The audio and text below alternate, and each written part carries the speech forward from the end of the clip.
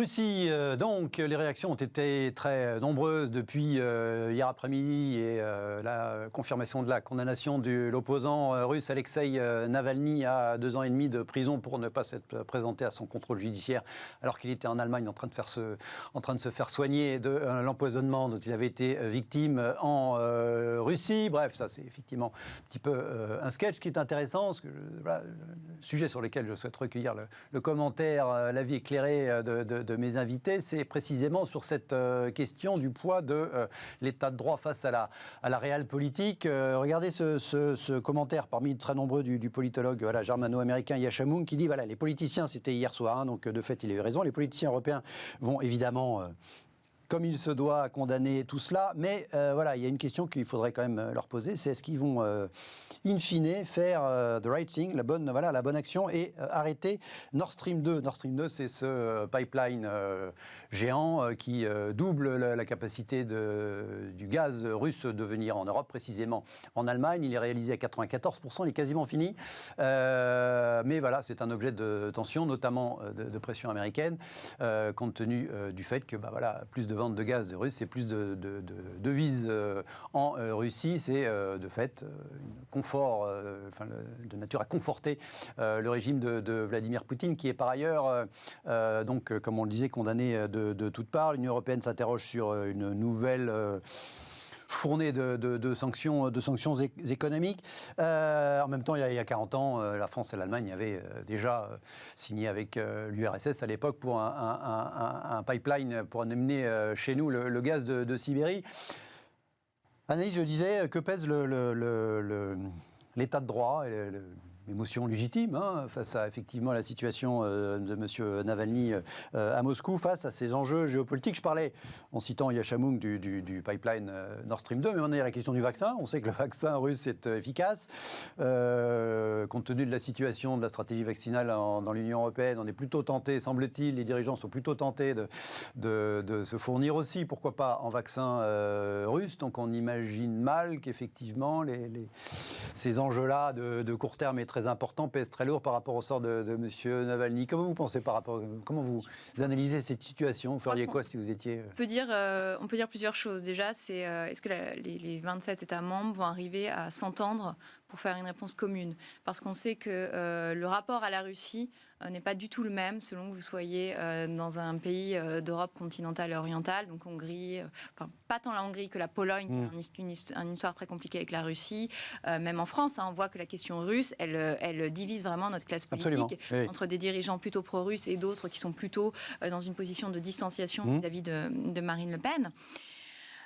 On va voir s'ils arrivent à adopter une position commune. Il y avait déjà eu des sanctions prises au moment de la Crimée. Là, on est dans un contexte qui est un petit peu différent, avec une très forte pression de l'opinion publique sur la question des vaccins, parce qu'on voit que tous les États ont quand même des stratégies différentes, mais globalement ont des difficultés à vacciner. Maintenant, il y a 2 remarques que je voudrais faire. Premièrement, il y a une remarque sur la question de l'état de droit en interne de l'Union européenne.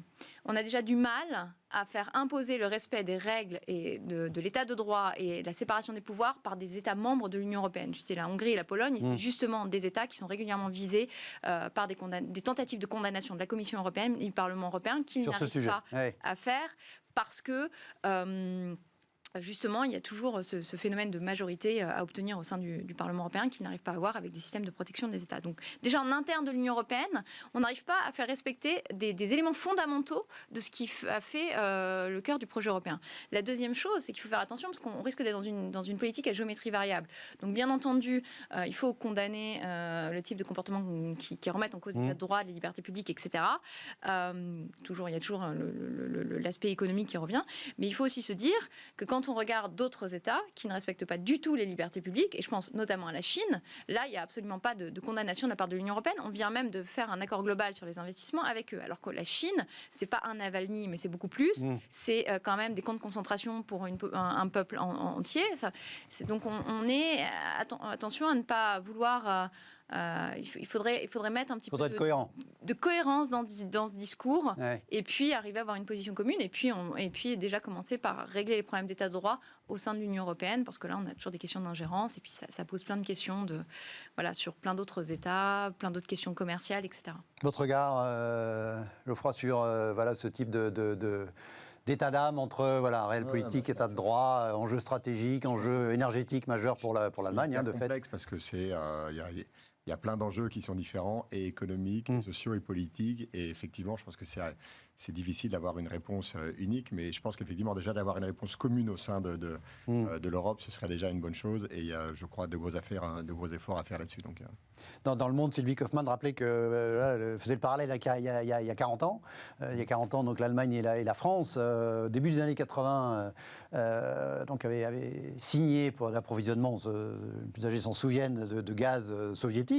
Donc effectivement, les Américains étaient très contre, avaient imposé des sanctions, y compris contre l'Europe. Et finalement, ils s'étaient rendus compte que c'était quand même nos alliés, leurs alliés. On était alliés et que du coup, ces sanctions avaient été allégées. On sent qu'il y a une volonté aux États-Unis de redevenir un petit peu, non pas gendarme du monde, peut-être physiquement, mais au moins du niveau de la morale.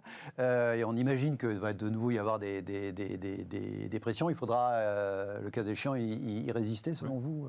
Oui, et puis ils ont fait preuve de courage. En tout cas, si on reparle de la Chine que vous évoquiez, et notamment de ce qui s'est passé avec Hong Kong, finalement, Trump a été le seul homme politique à oser désapprouver finalement Pékin.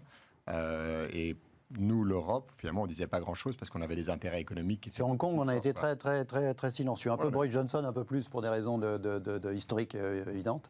Mais voilà, c'est vrai. Donc effectivement, c'est difficile de pointer le doigt particulièrement sur la Russie quand il y a autant de vilains, potentiellement certains qui le sont bien plus, quoi. Oui, et puis le vrai sujet, c'est la capacité de l'Union européenne alors, il y a toutes les limites de la construction européenne, mais à se positionner aujourd'hui en troisième force entre les États-Unis et la Chine, et de conduire un rapport de force en fonction de ses propres intérêts économiques. Aujourd'hui, on a des raisonnements en fonction des 27 intérêts de chaque État membre. Donc, on a du mal à avoir cette position commune.